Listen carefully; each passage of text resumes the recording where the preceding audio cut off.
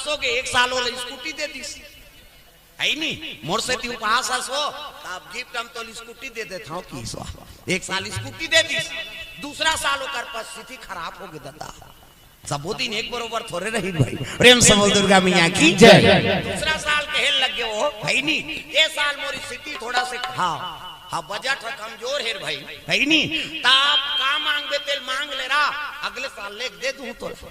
काम भले तोर बजट कमजोर है ठीक बात है अगले साल मोर स्कूटी दे दे अगले साल हार दे हा और अगले साल में साड़ी दे अब ये साल कहा था ते मांग ले कही के तब एक ठन चीज मांगा था का तोर मोबाइल के पासवर्ड मोला देखी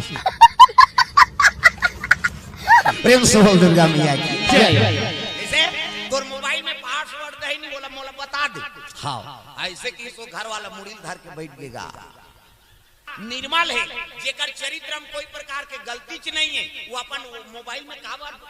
पासवर्ड रखी हो कैसे अब जे पति का आचरण खराब है नहीं तो समझ जा अपन मोबाइल में पासवर्ड रखे हो अब तुम समझ जाओ दादा काकर काकर कैसे है प्रेम से बोल दुर्गा मैया की जय।